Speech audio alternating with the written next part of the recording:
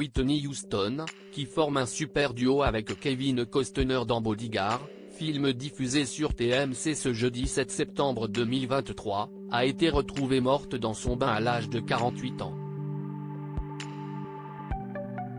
2 mois d'investigation, autopsie de 42 pages. Voici ce qu'il s'est réellement passé.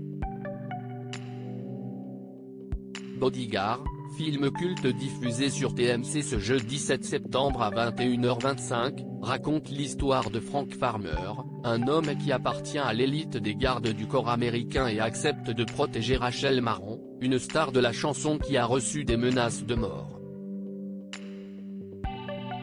La jeune femme, dotée d'une forte personnalité, a du mal à se plier aux contraintes draconiennes imposées par Frank.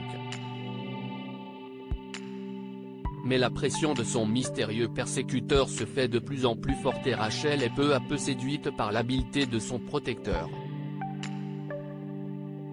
Un film dans lequel Whitney Houston brille à l'écran aux côtés de Kevin Costner, actuellement en plein divorce avec sa femme Christine Baumgartner.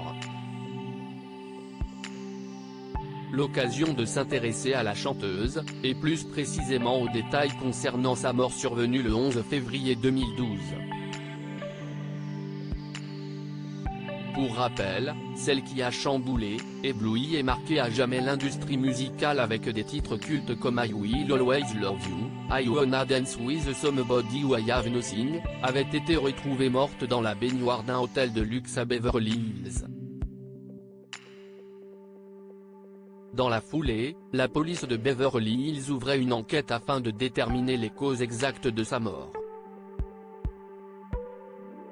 2 mois d'investigation, une autopsie et 42 pages de rapport plus tard, les autorités rendent enfin leur verdict. Ils concluent que sa mort est accidentelle, écrivent nos confrères de Marie-Claire.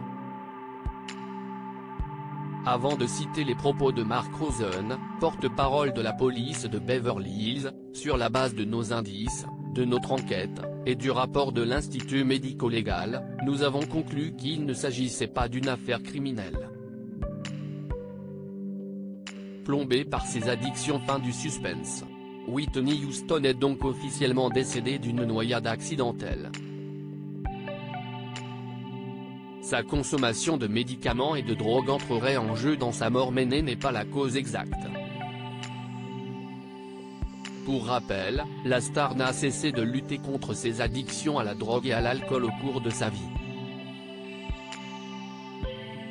Elle serait entrée dans cette sombre spirale sous l'influence de son ex-mari, Bobby Brown.